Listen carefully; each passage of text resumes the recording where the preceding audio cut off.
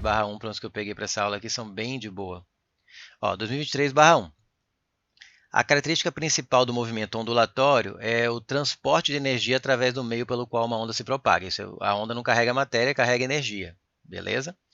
Em relação às ondas e aos fenômenos decorrentes de seu movimento, assinale o que for correto. 01. A difração é o fenômeno pelo qual uma onda contorna obstáculos. Esse fenômeno ocorre com o som, mas não com a luz. Tá certo ou errado? Vamos lembrar o que é difração? Difração, basicamente, é quando uma onda encontra uma barreira e existe um orifício nessa barreira de tamanho aproximadamente igual, próximo ser igual, mas próximo ao comprimento de onda da onda. Aí o que acontece? Ela atravessa o orifício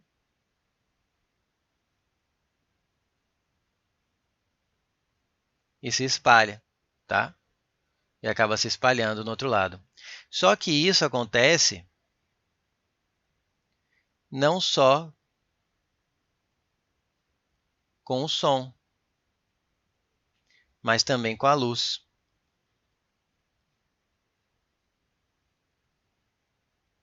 Tá? Aqui chega, ó.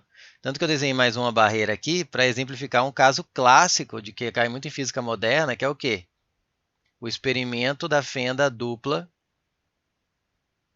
de Young, que foi o experimento que meio que por um tempo pôs uma pedra em cima e encerrou o assunto da discussão se a luz era onda ou se era matéria, se era corpúsculo, né?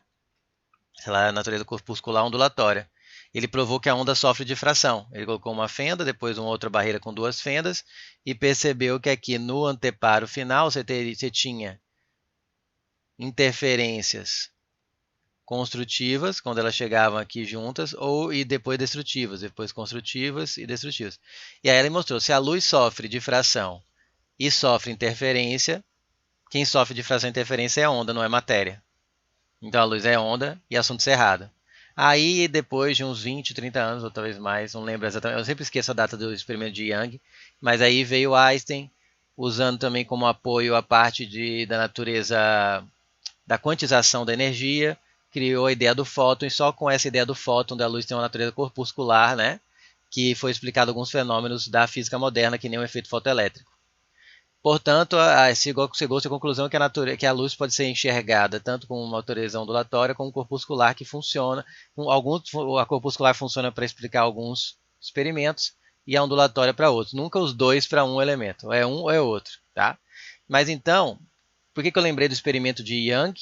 Porque ele foi feito com luz e mostrou que a luz sofre difração. E isso prova que a 01 está errada, então. Porque ele fala que ocorre com o som, mas não com a luz. Tinha que ser ocorre com o som e com a luz, aí estaria correto. Tá? Então ela está errada. Para ondas de mesma natureza, em cada meio, o comprimento de onda é inversamente proporcional à sua frequência. Sim. Grava uma coisa. A velocidade de uma onda só muda. Eu não gosto desse só, né? Porque às vezes tem algum caso, outro dia me perguntaram da corda. A corda, você sem trocar a corda, mas se você aumentar a tensão, é como se mudasse o cenário. Só aumentando a tensão na corda, muda a velocidade de uma onda que percorre ela, porque é pela densidade linear. Né? Isso é como se mudasse a corda. Tá? Mas então, para não criar essa ambiguidade, eu colocar a velocidade de uma onda muda. Vou colocar aqui, ó, só muda. Vou colocar só muda. Quando muda o meio de propagação. Porque mesmo quando você aumenta a tensão na corda, de certa forma você está mudando o meio de propagação. Você não está trocando a corda, mas está deixando ele mais tenso. Né? Quando muda o meio de propagação. Beleza? Visto isso, e lembrando a equação fundamental da ondulatória, que velocidade é igual ao comprimento de onda vezes a frequência, se você assumir que a velocidade não se altera para um determinado meio, né? Ondas de mesma natureza, uma eletromagnética, num mesmo meio, elas vão ter sempre a mesma velocidade. Então, V é constante. Então, ele falou assim, que o comprimento é inversamente proporcional à frequência, assim, porque o produto vai ser constante. Ou, para quem prefere, isola, porque aqui ó, muita gente confunde achando que tem que estar os dois em cima para ser diretamente, e um em cima e outro embaixo para ser inversamente. Mas aí, se tivessem lados opostos, dá igualdade. Se as duas grandezas que está comparando estiverem do mesmo lado da igualdade, aí inverte. Quando os dois estão em cima, quando o produto é uma constante, é inversamente. Quando a razão, a divisão é uma constante, é diretamente. Nesse caso, o produto lambda vezes f vai sempre ser igual, porque é igual a v, e v não muda para uma mesma onda, para uma mesma onda de mesma natureza no mesmo meio. Tá?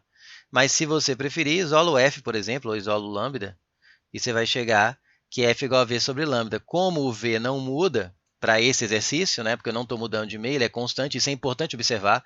Antes de você julgar se duas grandezas são inversamente ou diretamente, você tem que ver quais são as outras grandezas da equação, tem que estar presas, fixas. Tá? Outro dia, como foi o problema que me perguntaram sobre a aceleração centrípeta. Ah, professor, aceleração centrípeta é v ao quadrado sobre r, mas é ômega ao quadrado vezes r. Então, a aceleração centrípeta e o raio são inversamente ou diretamente? Depende. Depende se a velocidade é linear, que é constante, ou angular. Então, porque acho que tá na equação, tá em cima ou tá embaixo, já é grandeza inversamente? Não. Só quando você fixa as outras. Em algumas questões, quando ele faz de forma mais genérica, olhando para uma equação, e mesmo sem afirmar que fixou as outras, você afirma. Mas a rigor, você tem que supor que as outras estão congeladas, que nem aqui, o V está congelado, então sim, nesse caso, o F e o lambda são inversamente proporcionais. Se eu estivesse analisando uma mesma onda em dois meios diferentes, eu não poderia afirmar que F e lambda são inversamente proporcionais, porque a velocidade num meio seria uma e na outra seria outra. Tá certo? Então cuidado. Para ondas de mesma natureza, em cada meio sendo um meio específico, o comprimento de onda é inversamente proporcional à sua frequência. Tá certo. 0,4. As grandezas frequência e frequência angular, ó, aqui ele entrou em movimento circular, que nem acabei de citar. Frequência e frequência angular têm unidades chamadas respectivamente de Hertz. Sim, isso aqui é no sistema internacional, né? Porque ela pode ser também rotações por RPM, rotações por minuto, se sair do sistema internacional. Né? Até rotações por segundo, no fundo, é Hertz. Tá? As grandezas de frequência angular têm unidades chamadas respectivamente de Hertz. Ela tem.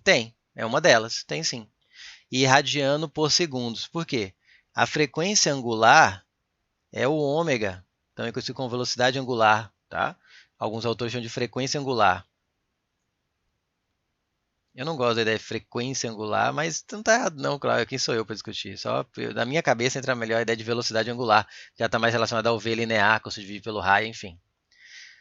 Porém, sim, tem esse nome, frequência angular, porque tem a ver com rotações, né? Radianos por segundo, tá certo? Então, sim, é o ômega, a frequência angular é um outro nome para o ômega, tá correto. 0,8. As radiações eletromagnéticas, tais como ondas de rádio, luz visível, raio-x, luz infravermelha, luz ultravioleta, sim, todas são eletromagnéticas. Tem a mesma velocidade no vácuo, sim, todas têm, tá? É o Czinho, que é aproximadamente, a gente usa sempre igual, né? É aproximadamente 3,10 a oitava metros por segundo, ou 3,10 a quinta quilômetros por segundo, como preferir. Tá certo? Então a 0,8 está perfeita. 16. Uma corda com densidade linear igual a 0,4 gramas por centímetro. Aqui é a única que a gente vai ter que fazer mudança de unidade. Porque aqui está em grama por centímetro, acionada com a força tensora igual a 6,4 kN. Logo, a velocidade da onda que atravessa a corda será igual a 400 metros por segundo. Aqui, ó, gente, é só lembrar que a velocidade de propagação da onda numa corda, apesar que muita gente não lembra porque cai pouco, mas o EPG cai, né? É a raiz quadrada de F, que seria o T, que eu não gosto de colocar T para não confundir com período, mas é a tração, a força de tração na corda, dividido por μ, que vai ser a densidade linear. Vou colocar aqui. Força tensora, ou força de tração. E cuidado, aqui é densidade linear, tá? Não é densidade volumétrica, que a gente costuma chamar só de densidade. Não é massa por volume, é massa por comprimento.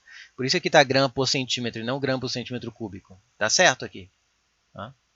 Então, vamos lá.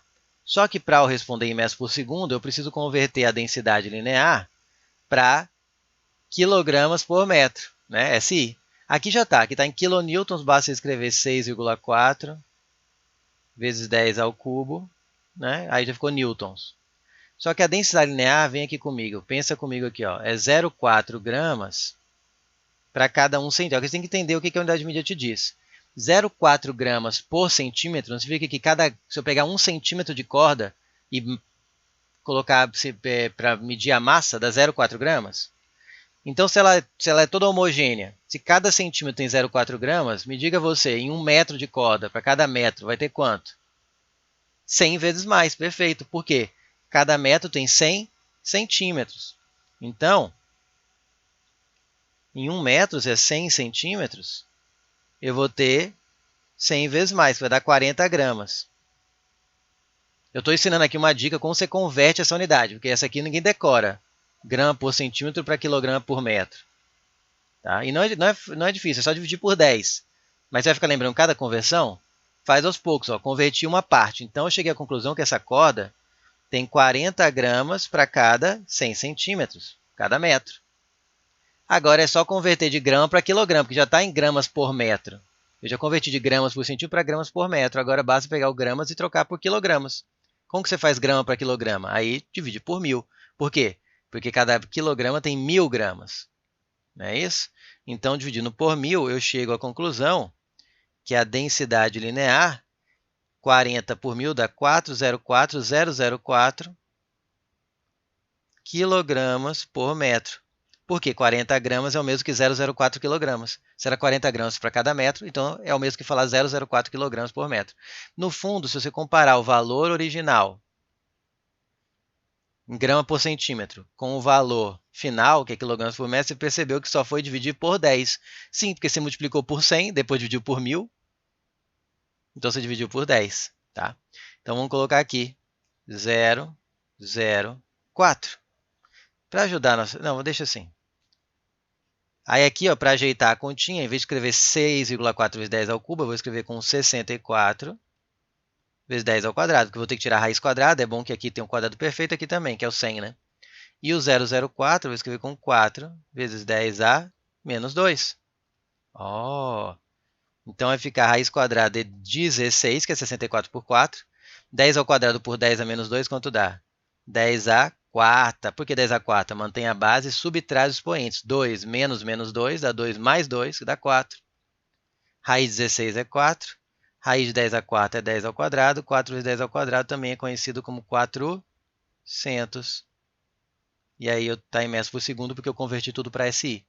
Então a 16 está correta. Quase todas corretas, com exceção da 1. 16 com 4 dá 20. 8 com 2 dá 10. 20 com 10, 30. É o gabarito dessa questão.